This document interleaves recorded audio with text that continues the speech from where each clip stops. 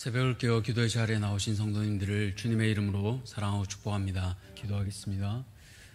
살아계신 하나님, 은혜에 참 감사합니다. 오늘 하루도 우리를 깨워 새 생명 주시고 하나님의 사명을 감당하는 새 하루를 허락하시니 감사합니다. 이 하루 나의 생각, 나의 감정, 나의 이익이 앞선 것보다 하나님의 뜻이 우선하기를 소원합니다. 그러기 위해 하나님의 말씀을 듣습니다. 주님이 이 하루 말씀을 들음으로 나의 안에 무엇이 우선하는지 바라보게 하시고 하나님의 뜻을 우선함으로 내가 인생의 주인 되는 삶이 아니라 하나님이 내 인생의 주인 되시는 삶을 살도록 사랑하는 모든 성도들을 주님 붙잡아 주시옵소서. 아버지, 특별히 이 시간 담임 목사님과 올롱 목사님을 위해 기도합니다. 코로나로 인해 어려움 겪지 않게 하시고 건강이 속히 회복되게 하여 주셔서 또 이 말씀의 강단과 성도들을 돌아보며 기도하는 이 일에 힘쓸 수 있도록 하나님 은혜를 베풀어 주시옵소서. 모든 부교육자들 가운데 성령 충만하게 하여 주셔서 맡겨주신 사명을 은혜로 감사함으로 감당하는 귀한 교육자들 되게 은혜 베풀어 주시옵소서. 모든 직분자들을 위해 함께하여 주셔서 하나님의 뜻이 우선된 삶이 되게 하여 주시고 하나님 앞에 늘 엎드리는 귀한 직분자들 되게 도와주시옵소서. 다음 세대들을 기억하여 주시옵소서. 이 학기를 새로 맞이하는 가운데 있습니다. 학교에서 하나님 특별히 믿는 자들이 참 적은 이 시대 가운데 10%가 채 되지 않는 이 시대 가운데 선교사적인 사명으로 학교에서의 삶을 잘 살아가게 도와주시고 이들을 통하여 귀한 하나님 나라가 다시 확장될 수 있도록 우리 자녀들을 붙잡아 주시옵소서. 가정에서 먼저 예배가 회복되게 하시고 가정에서 기도가 회복되게 하시고 가정에서 하나님 사랑이 우선되게 하여 주셔서 하나님 이 가정들이 속히 하나님의 든든한 가정으로 세워질 수 있도록 하나님 은혜 베풀어 주시옵소서. 특별히 육적으로 아픈 성도들을 위하여 기도합니다. 하나님 육신의 아픔을 가지고 있지만 주님께서 특별히 어루만져 주시고 회복시켜 주셔서 하나님 육신으로 이 땅 가운데 하나님 원망하지 않게 하여 주시고 하나님 우선으로 살아갈 수 있는 귀한 성도들 되게 도와주시옵소서. 특별히 하나님 또 직분자 선출을 앞두고 있는 가운데 있습니다. 주께서 은혜 베풀어 주시사 하나님의 직분을 바로 이해하고 이 교회를 위하여 자신을 희생하는 헌신하는 귀한 직분자들이 세워질 수 있도록 은혜 베풀어 주시옵소서. 일로 교회가 어려움 빠지지 않게 도와주시고 오히려 든든히 성장하며 나아갈 수 있는 귀한 대안교회 될 수 있도록 하나님 은혜 베풀어 주시옵소서. 이제 말씀 듣습니다. 말씀이 우선되게 하시고 순종하는 그 은혜도 우리 가운데 허락하여 주시옵소서. 이 모든 것들 감사드리오며 살아계신 우리 주 예수 그리스도 이름으로 기도드렸습니다. 아멘. 오늘 하나님께서 우리에게 주시는 말씀은 사무엘하 3장 22절에서 39절까지 말씀, 사무엘하 3장 22절에서 39절까지 말씀. 제가 가진 구약 성경 467쪽입니다.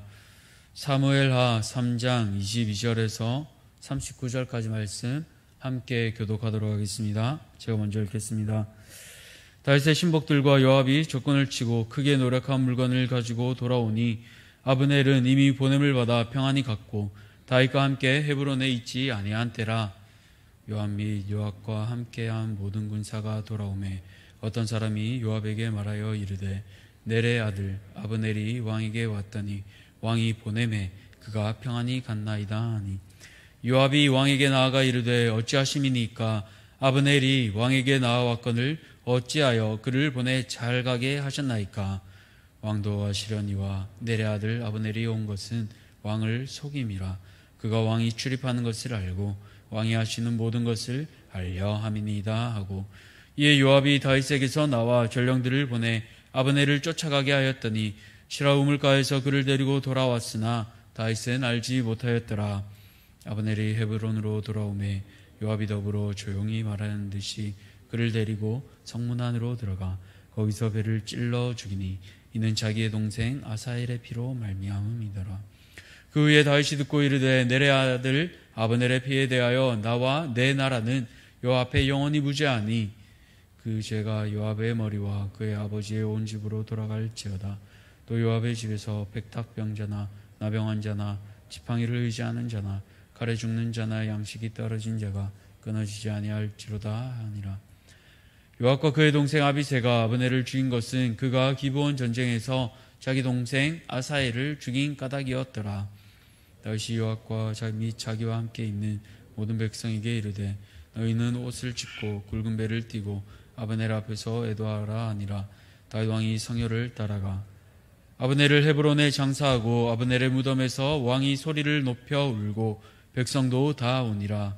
왕이 아브넬을 위하여 애가를 지어 이르되 아브넬의 죽음이 어찌하여 미련한 자의 죽음 같은고 내 손이 결박되지 아니하였고 내 발이 착고에 채이지 아니하였거늘 불의한 자식의 앞에 엎드러진 같이 내가 엎드려졌도다 하며 온 백성이 다시 그를 슬퍼하여 우니라.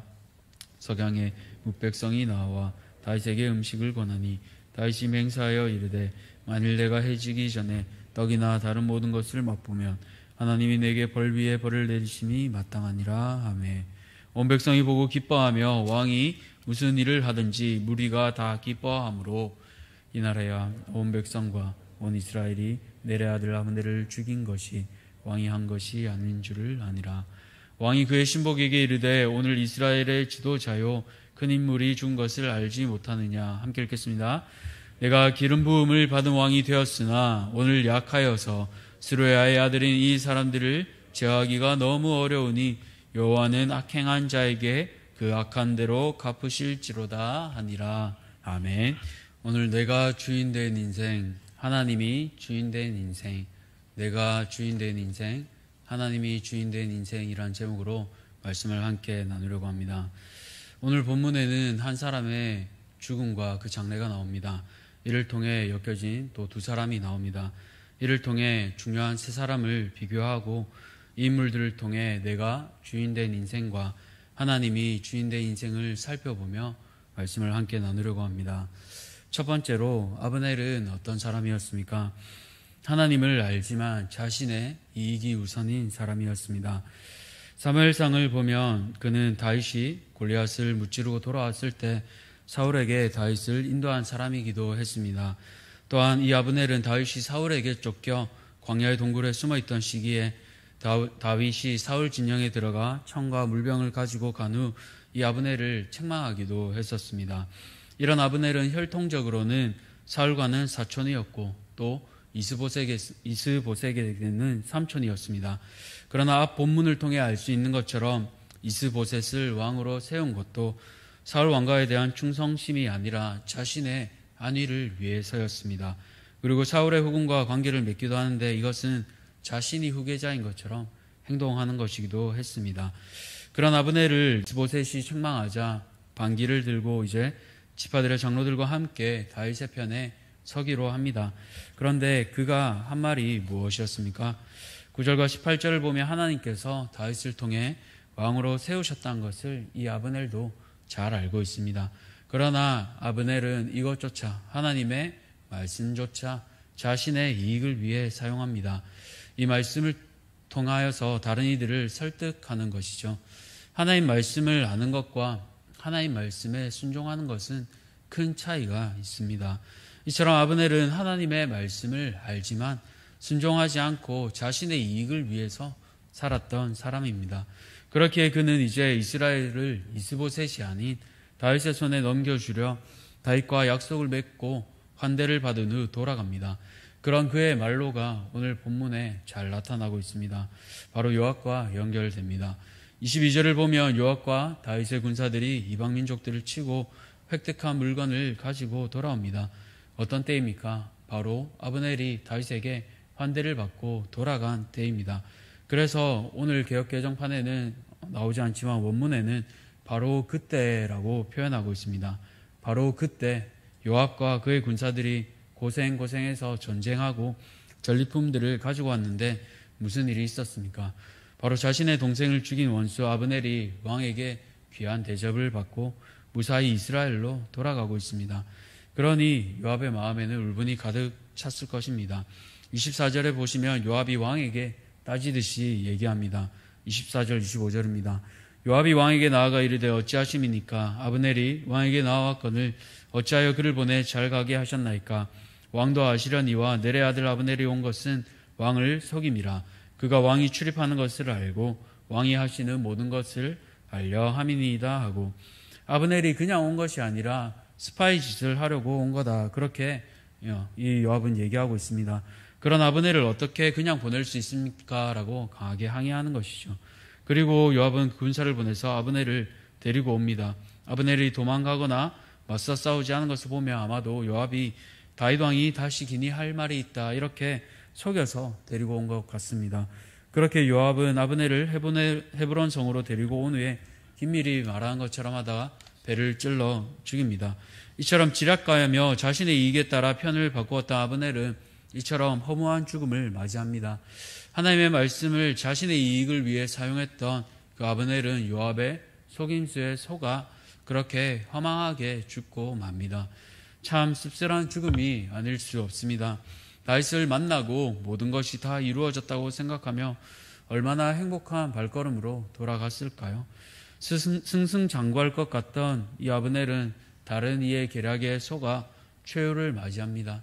그의 삶을 돌아보면 결국 하나님을 알지만 하나님을 모르는 이 못한 삶임을 깨닫게 됩니다.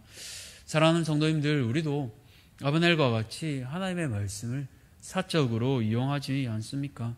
하나님의 말씀을 알고 뜻도 알지만 자신의 유익을 위해 사용하던 아브넬과 같지는 않습니까? 말씀을 아는 것과 말씀에 순종하는 것은 다릅니다. 바라기는 말씀을 바로 알고 또 그 말씀 앞에 온전히 순종하는 성도님들 되시기를 축복합니다. 두 번째로 아브넬을 살해한 요압은 어떤 사람입니까? 하나님을 알지만 어느 지점에서는 넘어서지 못하는 사람입니다. 다시 말해 하나님의 뜻보다 자신의 생각, 감정이 우선인 사람입니다. 앞서 본문을 살펴본 것처럼 요압은 자신의 생각과 감정이 우선인 사람입니다. 이 요압도 혈통적으로 다윗과 친척입니다. 다윗의 누이인 스루야의 아들입니다. 즉 다윗의 조카지요. 요압에게 다윗은 삼촌입니다. 그는 삼촌이자 왕인 다윗이 아브넬을 보내주었음에도 불구하고 자신의 동생인 아사엘을 죽인 원수 아브넬을 속이고 헤브론 성으로 데리고 왔습니다. 그렇게 속은 아브넬을 요압은 아비새와 함께 처단합니다. 그가 아브넬을 죽이지 않았다면 자연스럽게 주군인 다윗이 통일왕국을 이루기 더욱 쉬웠을 것입니다. 그러나 그는 자신의 감정과 마음에 따라 주군인 다윗보다 자신이 우선되었습니다. 아브넬을 죽이지 않았다면 자연스레 온 이스라엘이 죽은 다윗의 것이 되었을 것입니다. 그러나 그는 거기까지 가지 못했습니다. 왜 그럴까요? 오늘 본문 27절과 30절에서 그 이유를 두 번이나 얘기하고 있습니다.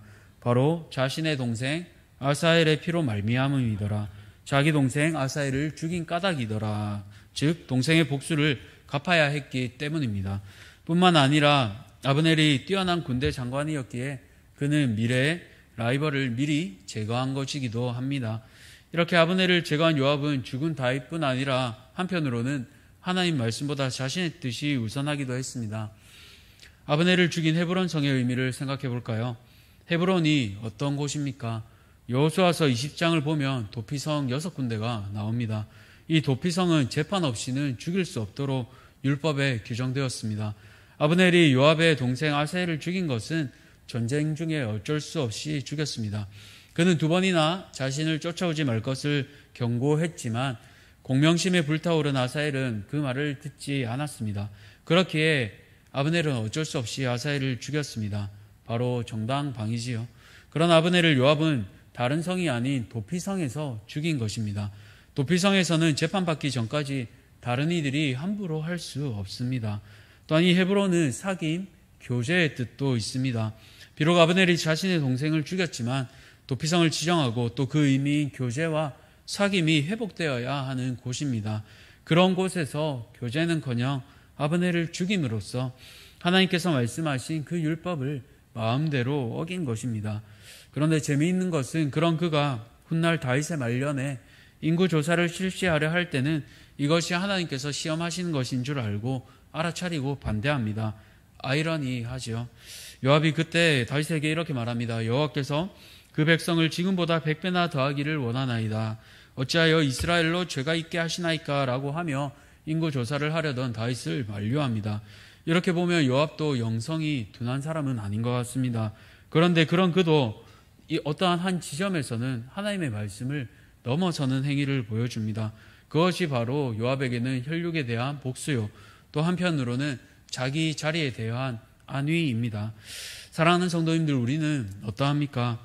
어떠한 지점에서 하나님의 말씀보다 나의 감정, 나의 생각이 우선하고 있습니까? 그래도 하나님, 이것만큼은 아닌 것 같아요. 이것만큼은 내 뜻대로 할래요 라고 요압처럼 그러고 있지는 않습니까? 바라기는, 사랑하는 성도님들, 우리가 우리의 생각과 감정이 아니라 우리가 그 지점을 넘어 하나님의 말씀 앞에 순종하기를 소원합니다. 하나님께서는 우리가 성숙하기를 원하십니다. 우리는 연약한 사람이기에 요압과 같이 또한 실수할 수 있습니다. 그러나 오늘 말씀을 듣고 다시 결단하기를 소원합니다. 나의 감정, 나의 마음이 우선하지 않고 주님 뜻만 먼저 서게 하여 주옵소서. 그렇게 기도하는 오늘 하루 되기를 소원합니다.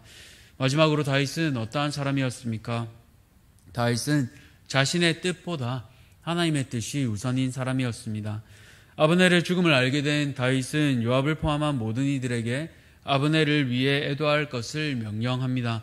먼저 자신이 상현을 따라가 앞장서며 소리 높여 울며 아브넬을 애도합니다. 뿐만 아니라 사울왕과 요나단을 위해 지었던 애가처럼 아브넬에게도 애가를 지어 아브넬의 죽음을 슬퍼합니다. 이에 온 백성이 함께 슬퍼하며 울지요. 그런 그에게 저녁이 찾아오자 모든 백성이 음식 먹기를 권합니다. 그러나 다윗은 하나님 앞에 맹세하며 아무것도 먹지 않겠다라고 대답하지요. 바로 그의 진심을 보여주는 것입니다. 그리고 이 일로 인해 백성들에게 다윗이 이 아브넬을 죽인 것이 아님을 깨닫게 하는 것이죠. 아브넬의 죽음으로 인해 사실 가장 큰 피해자는 다윗입니다. 그는 참 많이 당혹스러웠을 것입니다. 정치적으로 나라를 얻기 직전에 이 일을 진행하던 진행자가 암살당했습니다. 더군다나 그 배후로 자신이 몰릴 수도 있었습니다. 그러나 그 앞에 그는 먼저 한 사람의 죽음을 슬퍼함으로 적임에도 예의를 차리고 온 마음을 다해 슬퍼합니다. 그리고 그는 이 모든 일을 엉망진창으로 만든 요압을 처벌하기보다 하나님 손에 맡겨드립니다. 39절입니다. 내가 기름 부음을 받은 왕이 되었으나 오늘 약하여서 스루야의 아들인 이 사람을 제어하기가 너무 어려우니 여호와는 악행한 자에게 그 악한 대로 갚으실지로다 하니라. 다윗은 직접 갚기보다 하나님께 맡깁니다. 비록 자신의 울분으로 저주하기는 하지만 그들을 직접 처리하지 않습니다.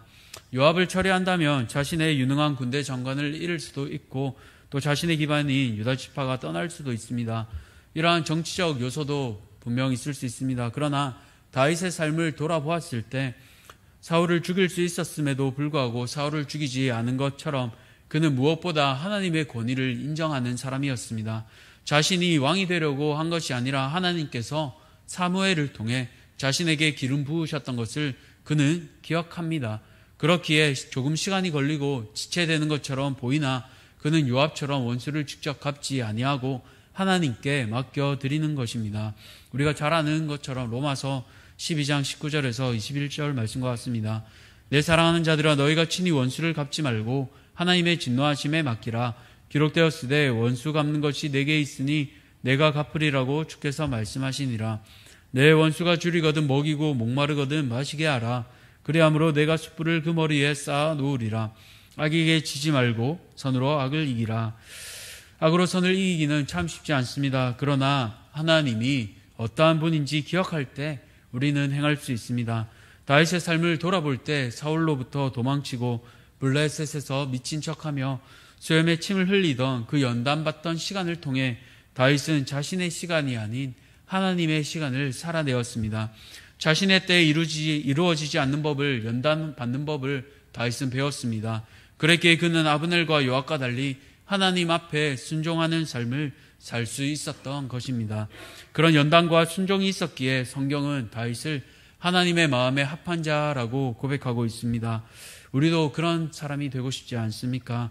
사랑하는 성도님들, 바라기는 다윗과 같이 순종하여 하나님의 마음에 합한 자, 하나님을 기쁘게 하는 모든 성도님들 되시기를 축복합니다. 그 길에는 때로 슬픔의 눈물도 흘릴 것입니다. 내 뜻대로, 내 방법대로 되지 않아 속상할 것입니다. 일이 다 된 것처럼 성사된 것처럼 보이는데 예상치 못한 일을 만나 절망할 때도 분명 있을 것입니다. 그러나 절망하지 마시기 바랍니다. 하나님께서 그분의 때에 그분의 방법으로 정확하게 갚아주시며 행하실 것입니다. 말씀을 맺겠습니다. 오늘 말씀에는 세 사람이 나옵니다. 두 사람은 자신이 인생의 주인이 되어 살았습니다. 하나님을 알되 하나님의 말씀을 개인의 이익으로 사용했던 아브넬, 그의 말로는 비참합니다. 하나님이 어떠한 분인지 알지만 어떠한 한 지점에서 감정과 특별히 지혜 앞에서 하나님 말씀 앞에 순복하지 못했던 요압도 봅니다. 그러나 마지막으로 모든 어려운 가운데 하나님 앞에 원수 갚는 것까지 내려놓는 그 다윗을 봅니다. 그러나 그런 다윗도 결국에는 실수하고 넘어집니다. 이처럼 우리는 사람은 실수하고 연약한 존재임을 볼 수 있습니다. 그럼에도 불구하고 우리가 일어설 수 있는 이유는 무엇입니까? 바로 우리 안에 우리의 연약함을 탄식하시고 우리를 위해 기도하시고 도우시는 성령께서 함께 하시기 때문입니다. 성령이 함께 하시기에 이 다윗과 같이 좁은 길을 걸어도 밤낮 기뻐할 수 있습니다. 우리 힘으로 할 수 없지만 오늘 하루도 성령님을 의지하며 성령 충만함으로 말씀 앞에 온전히 순복하는 사랑하는 모든 성도님들 되시기를 예수님의 이름으로 축복합니다. 기도하겠습니다. 살아계신 하나님, 참 감사합니다. 오늘 말씀을 통해 세 사람을 돌아보게 됩니다. 하나님이 인생의 주인이 아니라 내가 주인 되어 살아가는 인생들을 보게 됩니다. 그 인생의 말로가 어떠한지 우리는 성경을 통해 깨닫게 됩니다. 모든 것이 승승장구하고 좋아 보여도 하나님 뜻이 아니라면 비참한 최후를 맞이하는 것이 연약한 인생임을 고백합니다. 하나님, 우리의 인생을 돌아볼 때 마지막 순간에 하나님, 우리의 인생은 어떠해야 하겠습니까? 하나님의 마음에 합한 자였다고 고백받은 그 다윗과 같이 우리의 인생도 우리 자신이 주인이 아니라 하나님이 인생의 주인 되신 삶을 살아가기를 소원합니다. 그렇게 하기 위해 하나님, 우리의 인생을 귀하게 사용하여 주시고 성령 충만함으로 우리의 연약함을 뛰어넘어 성령께서 다스리는 귀한 삶들 살아갈 수 있도록 사랑하는 모든 성도들을 붙잡아 주시옵소서. 이 하루를 하나님 인생에서 살아갑니다. 속한 인생에서 또 가정에서 직장에서 속한 모든 곳에서 주의 복음 맡은 자로 귀한 사명자로 감당하며 살아갈 수 있도록 주께서 사랑하는 모든 성도들을 눈동자같이 보호하며 지켜 주시옵소서. 이 모든 것들을 감사드리오며 살아계신 우리 구주 예수 그리스도 이름으로 기도드렸습니다. 아멘. 주님 가르쳐주신 기도로 함께 기도하겠습니다. 하늘에 계신 우리 아버지여, 이름이 거룩히 여김을 받으시오며 나라가 임하시오며 뜻이 하늘에서 이루어진 것 같이 땅에서도 이루어지이다. 오늘 우리에게 일용할 양식을 주시옵고 우리가 우리에게 죄 지은 자를 사하여 준 것 같이 우리 죄를 사하여 주시옵고 우리를 시험에 들게 하지 마시옵고 다만 악에서 구하시옵소서. 나라와 권세와 영광이 아버지께 영원히 있사옵나이다. 아멘.